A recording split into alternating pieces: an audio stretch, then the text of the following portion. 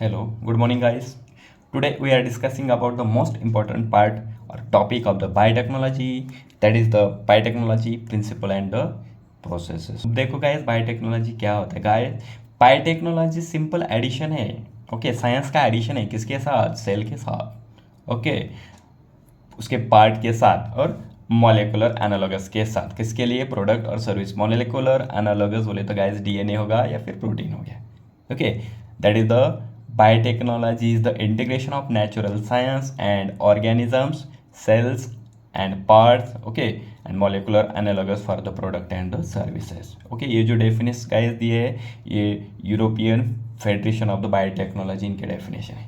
चलो, modern biotechnology क्या होता है गाइस? इसमें जेनेटिक इंजीनियरिंग और बायो प्रोसेस इंजीनियरिंग आती है. ओके, जेनेटिक इंजीनियरिंग में क्या किया जाता है गाइस? देखो, सिंपल एक जीन लिया जाता है और वो जीन किसी सेल के साथ ऐड किया जाता है. That is the RDNA technology कहते हैं. ओके, और ये जो बायो प्रोसेस इंजीनियरिंग है गाइस, इस बायो प्रोसेस इंजीनियरिंग में क्या किया जाता है? सपोज एक पेट्री डिश है.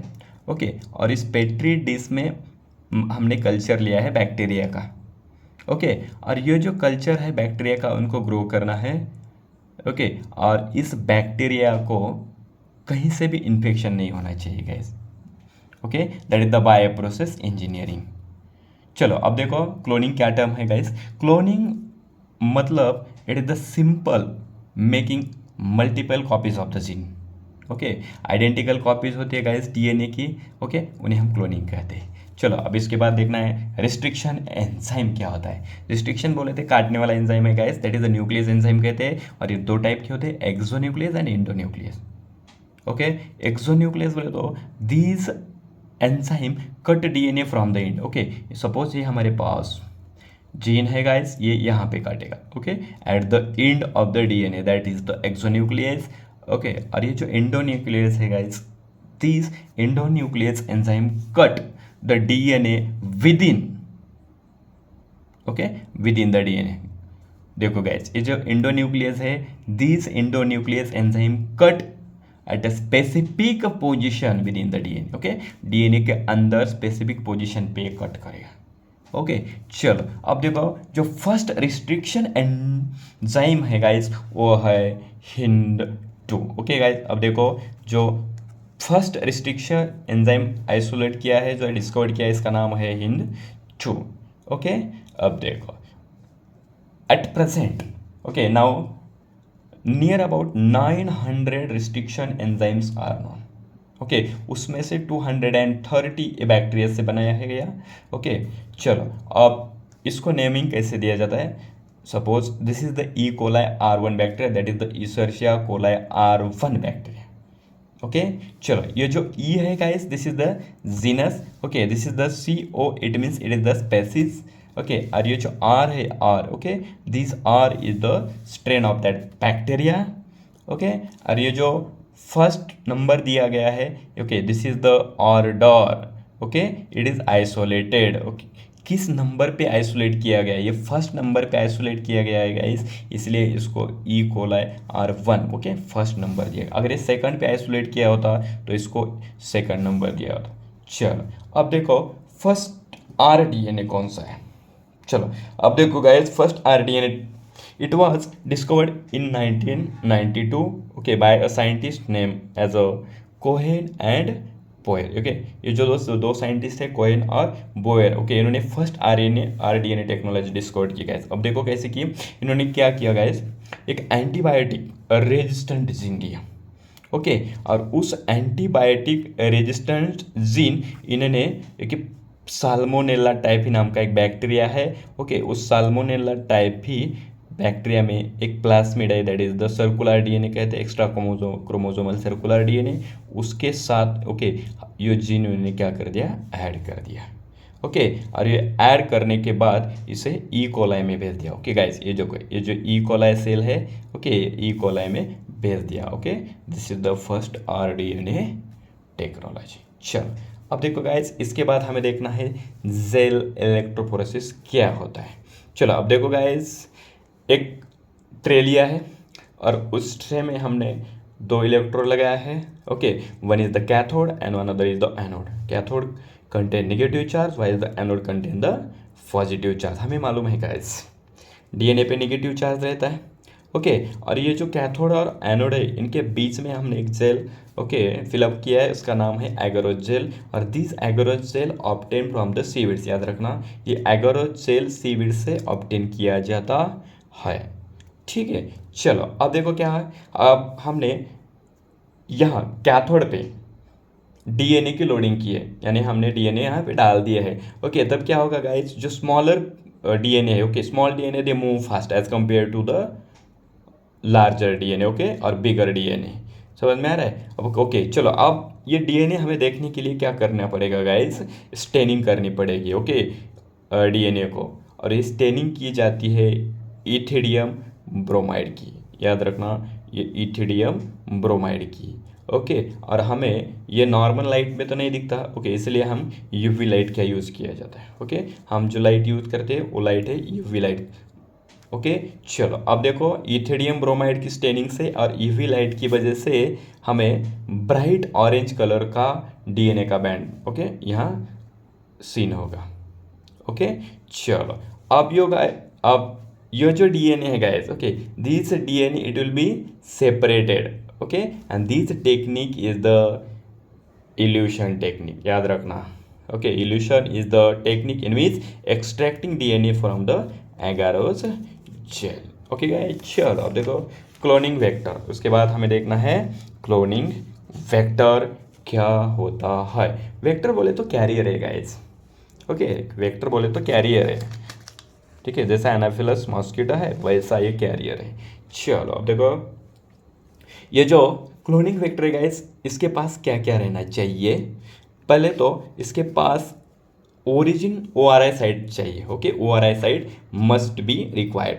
याद रखना इस क्लोनिंग वेक्टर के पास ORI साइट चाहिए। ओके, ये ओरिजिन ऑफ रिप्लिकेशन है। ये क्या डिसाइड करते हैं, it decide the copy number of DNA. ये ORI साइट क्या करती है गाइस, जितनी हमने ORI साइट बनाई उतनी हम उसकी कॉपी बना सकते। लेकिन ओके, कौन सा भी जीन हो, डीएनए हो, उसके पास प्लाज्मिड के साथ सिर्फ और सिर्फ एक ही क्लोनिंग साइट चाहिए। याद रखना, ठीक है। चलो अब देखो सेलेक्टेबल मार्कर, दूसरा क्या चाहिए इसके पास, सेलेक्टेबल मार्कर। ये सेलेक्टेबल मार्कर क्या करता है guys, it help to identify transform and non transformation. ये ट्रांसफॉर्मेशन किस में हो चुका है और किस में नहीं हो चुका है, ये हमें सेलेक्टिव मार्कर बताएगा। ओके, चलो इसके लिए हमारे पास क्या है, देखो आप देखो gene encoding antibiotic resistance gene है, like ampicillin, tetracycline, chloramphenicol, okay, kanamycin, okay, generally इसमें यूज़ किया जाता है। अब देखो ये क्या है गाइस, जैसे कि हमारे पास अगर एम्पिसिलिन है, ओके, सपोज हमने एक बैक्टीरिया के ऊपर एम्पिसिलिन डाल दिया, लेकिन उस बैक्टीरिया के पास एम्पिसिलिन एंटीबायोटिक रेजिस्टेंट जीन था, ओके, और वो एम्पिसिलिन एंटीबायोटिक रेजिस्टेंट जीन होने की वजह से इस एम्पिसिलिन का उस बैक्टीरिया पे कोई असर नहीं होगा। ओके, याद रखना अगर हमारे पास टेट्रासाइक्लिन है, ओके, टेट्रासाइक्लिन का एंटीबायोटिक रेजिस्टेंट जीन होता है बाम एंड ओके साल1। यह अगर हमने बैक्टीरिया पे डाल दिया तो उस बैक्टीरिया के पास अगर ये दो जीन है, ओके, तो ये दो जीन क्या करेंगे गाइस, उस टेट्रासाइक्लिन के रेजिस्टेंस को खत्म करेंगे, उसका असर उस पर नहीं होगा। ओके, चलो अब देखो गाइस क्लोनिंग साइट क्या होती है। Vector with single recognition site is preferred. कौन सा भी वेक्टर हो गाइस, ओके, ये जो वेक्टर है गाइस ये है PBR 322। ओके, कौन सा भी वेक्टर हो गाइस उसके पास सिर्फ सिंगल रिकॉग्निशन साइट चाहिए। ओके, रिकॉग्निशन साइट बोले तो जहाँ कट करना है, ओके, उसको हम रिकॉग्निशन साइट बोलते हैं गाइस। ओके, अब देखो ये जो PBR 322 है गाइस, इसके पास 8 रिकॉग्निशन साइट है। ओके, चलो अब देखो यह है, okay, PST1 and PVU first, ये किसके लिए है गाइस, ये है एम्पिसिलिन के लिए, याद रखना ये एम्पिसिलिन है, इसके लिए ये एंटीबायोटिक रेजिस्टेंट जीन है ये। ओके, अब देखो ये टेट्रासाइक्लिन, ये टेट्रासाइक्लिन के लिए BAM-H1 और SAL1 ये है। ओके, अब देखो गाइस क्या है, अगर बैक्टीरिया के पास ये जीन है BAM और SAL1, ओके, तब तक इस टेट्रासाइक्लिन का बैक्टीरिया पे कोई असर नहीं होगा। अगर मान लो गाइस हमने क्या कर दिया, ये जीन कट कर दिया। ओके, अगर हमने ये जीन कट कर दिया, ठीक है, जीन कट करने के बाद क्या होगा, ये जीन खराब हो जाएगा। ओके, और ये जीन खराब होने के बाद अब ये टेट्रासाइक्लिन उस पर इन्फेक्ट कर सकता है। Okay guys, that is the cloning vector. Okay guys, अब देखो, अब देख लो, चलो अब गाइस हमने देखो, अब हमने जिस बैक्टीरिया का जिस जीन का है गाइस, देखो सपोज ये हमारे पास जीन है। ओके, सपोज जिस साइड पे हमने काटा है, द साइड, ओके, और the gene where we add foreign DNA, जहाँ पे हमने जीन को काट के फॉरेन डीएनए किया है। ओके, तब ये साइड इनएक्टिव बन जाएगी गाइस, और ये एंजाइम प्रोड्यूस नहीं कर सकी। जैसे कि देखो सपोज हमारे पास एक beta galactoside enzyme, okay, beta galactoside produce करने वाला एक जीन है, अगर उसको हम काट दिया, यहाँ जीन इंसर्ट किया, फॉरेन जीन इंसर्ट किया, तब ये बीटा गैलेक्टोसाइड नहीं बन पाएगा। इसे करेगा insertional inactivation. Okay guys, insertional inactivation means it is the site where we add foreign DNA and it becomes inactive and can't produce enzyme और प्रोटीन। ओके, जहां पे निकाला है फॉरेन डीएनए है, ओके, ये पूरा जीन क्या हो जाएगा गाइस, डिस्ट्रॉय हो जाएगा, खराब हो जाएगा, it does not produce enzyme और the protein, that is the insertion inactivation. Okay, इसका अब देखो इसका है। ओके गाइस, देखो suppose in presence of chromogenic substances, chromogenic बोले तो लाइट वाले सब्सटेंसेस। ओके, चलो अब देखो गाइस, अगर ये जो क्रोमोजेनिक सब्सटेंसेस हमने ऐड किया गाइस, ओके, अगर ऐड करने के बाद क्या होता है, कुछ सपोज ये जो जीन है गाइस, ओके, इस जीन में ये क्रोमोजेनिक सब्सटेंस ऐड होगा और किसी में नहीं होगा। ओके, जिसमें ये क्रोमोजेनिक सब्सटेंस ऐड होगा वो ब्लू कलर दिखाएगा, और जिस जीन में एक सब्सटेंस ऐड नहीं होगा वो गाइस जिसमें ऐड होगा वो कलर नहीं दिखाएगा, और जिसमें ऐड नहीं होगा वो ब्लू कलर दिखाएगा। ओके, याद रखना। चलो अब हमारे पास कुछ और वेक्टर है गाइस, जैसे कि एग्रोबैक्टीरियम, टूमीफेसियंस और रेट्रोवायरस। याद रखना, ये एग्रोबैक्टीरियम टूमीफेसियस ये प्लांट के लिए यूज़ किया जाता है। ओके, और ये जो रेट्रोवायरस है गाइस, ये एनिमल के लिए यूज़ किया जाता है। नॉर्मली क्या होता है गाइस, देखो ये जो टीआई प्लाज्मिड है, ओके, ये जो एग्रोबैक्टीरियम टूमीफेसियन, ओके, ये प्लांट के पास होता है। ओके, और इसके पास टीआई प्लाज्मिड है। ये टीआई प्लाज्मिड जीन क्या करेगा गाइस, नॉर्मल सेल है, ओके, इस नॉर्मल सेल को ट्यूमर सेल में बना दे, ओके, कन्वर्ट कर देगा। ओके, मानो जैसे हमारे एनिमल के पास रेट्रोवायरस है, ये क्या कर देगा, नॉर्मल सेल को कैंसरस सेल में बना देगा। लेकिन हमारे पास एक इंसर्शनल इनएक्टिवेशन टेक्निक है, इसमें से क्या हो जाएगा गाइस, देखो ये जीन पकड़ के, ओके, ये जीन फाइंड आउट करके इस जीन में क्या करने का है, ओके, ये जीन कट करने का। ओके, और इसमें फॉरेन डीएनए ऐड करने की वजह से ये नॉर्मल सेल को ट्यूमर सेल में बना नहीं पाएगा। ओके गाइस, चलो अब देखो इसके बाद है कॉम्पिटेंट होस्ट। ओके, चलो अब ये कॉम्पिटेंट होस्ट क्या होता है गाइस, देखो चलो, ओके, मानो हमारे पास एक सेल है, ओके, और इस सेल में हमें ये डीएनए भेजना है गाइस। ओके, ये डीएनए ये अंदर भेजना है, लेकिन हमें मालूम है ये जो डीएनए है guys, this is the hydrophilic DNA. Okay, and hence they can't inserted into the cell through the cell membrane. Okay guys, ये जो सेल मेम्ब्रेन है, ओके, इसके अंदर ये नहीं जा पाएगा। ओके, इसीलिए हमें क्या करना है, एक डाइवैलेंट आयन लेना है as like the calcium. Okay, और ये जो डाइवैलेंट आयन क्या कर देगा गाइस, ये जो प्लाज्मा मेम्ब्रेन है इसका एक होल कर देगा, और इस होल में से ये डीएनए अंदर चला जाएगा। ओके, और ये होल करने के बाद अंदर चला गया, उसके बाद क्या करना है गाइस, देखो incubating the bacterial cell with rDNA on the ice. Okay, ये दोनों सेल याद रखना, आरडीएनए वाला, ओके, और ये बैक्टीरियल सेल, ये दोनों सेल कहाँ पे रखना है, आइस पे रखना है। ओके, और आइस पे रखने के बाद थोड़े बार के बाद हमने क्या करना है, brief heat shock at the 42 degree. Okay, उसे हम थोड़ा शॉक देंगे एट 42 डिग्री सेल्सियस पे। चलो, और शॉक देने के बाद उसे again we incubating on the ice, again हम उसे आइस पे रख देंगे गाइस। चलो, उसकी वजह से क्या होगा, ट्रांसफॉर्मेशन हो पाएगा रिकॉम्बिनेंट डीएनए से। चलो चलो, अब देखो माइक्रो इंजेक्शन क्या होता है। माइक्रो इंजेक्शन गाइस याद रखना, ये एनिमल सेल में होता है। Micro injection occurs in the animal cell, ठीक है। चलो, अब देखो क्या है, rDNA is directly injected in the nucleus of animal cell. ये जो आरडीएनए है गाइस, डायरेक्टली कहाँ इंजेक्ट कर रहे हैं, एनिमल के न्यूक्लियस में से कहा जाता है माइक्रो इंजेक्शन, ठीक है। चलो, अब देखो इसके बाद बायोलिस्टिक्स और जीन गन, ये क्या होता है गाइस, ये जीन गन है, ये प्लांट में पाई जाती है, ओके। चलो, इसमें क्या किया जाता है गाइस, देखो ये जो गोल्ड है, ओके, और ये जो टंगस्टन है, इनके ऊपर आरडीएनए की कोटिंग की जाती है, याद रखना। सपोज ये गोल्ड मॉलिक्यूल है, ओके, ये टंगस्टन मॉलिक्यूल है, इसके ऊपर आरडीएनए की कोटिंग की जाएगी, याद रखना, ओके। और ये गन में डाल के ये प्लांट सेल पे बम्बार्ड किया जाता है, इसलिए हम इसे जीन गन कहते हैं, ठीक है। चलो, इसके बाद हमें देखना है isolation of the DNA, okay. चलो, डीएनए आइसोलेट करने के लिए गाइस हमें पहले सेल वॉल ब्रेक करनी पड़ेगी।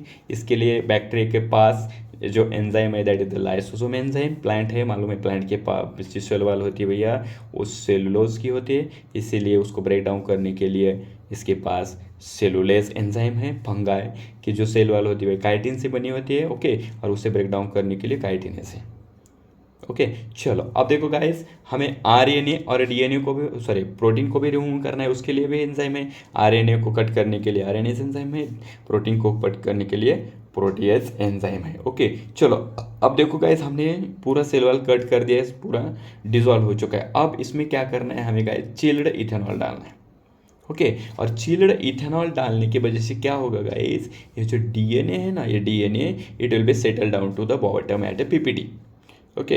ये पीपीटी के प्रेसिपिटेट के फॉर्म में, ओके, प्यूरिफाई होके ये डीएनए नीचे चला जाएगा, ओके।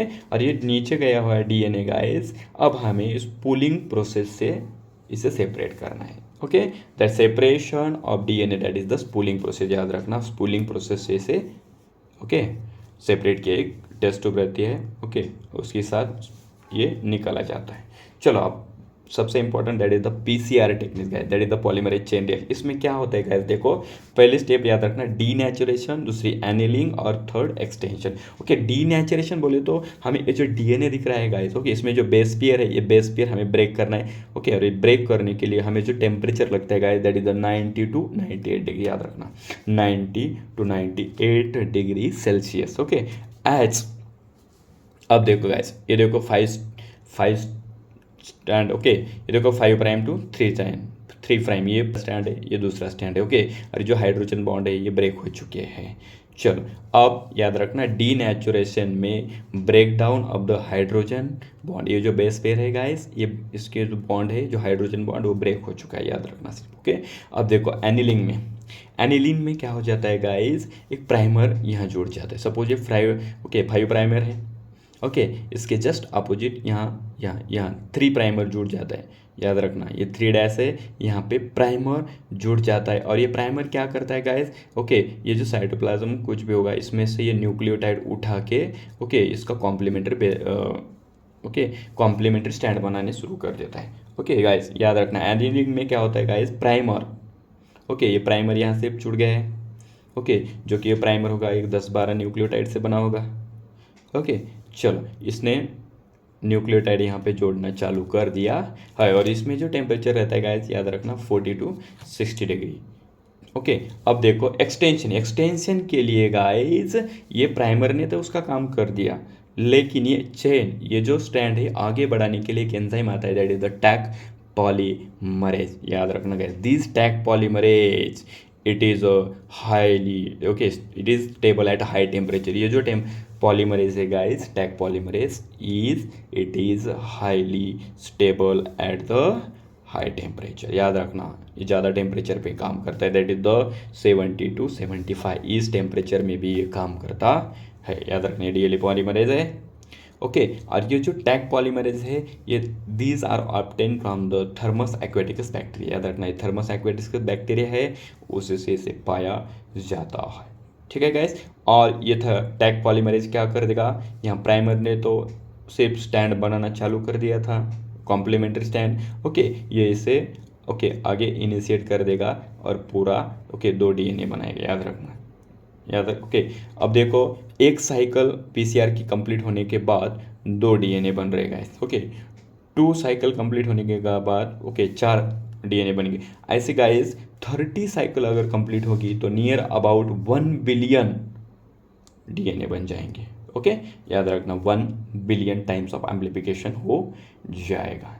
ठीक है, चलो अब गाइस डाउन स्ट्रीम प्रोसेसिंग क्या होता है। डाउन स्ट्रीम प्रोसेसिंग बोले तो हमारा जो प्रोडक्ट है गाइस, ओके, उस प्रोडक्ट को सिर्फ मार्केट में बेचना है। ओके, और बेचने से पहले उसमें जो प्रोसेस की जाती है that is the downstream processing. क्या होती है देखो, making product okay ready to sold in the market. जो हमने प्रोडक्ट बनाया है उसको हमें मार्केट में बेचना है। ओके, चलो इससे क्या करना है गाइस, देखो पहले सेपरेशन करना होगा।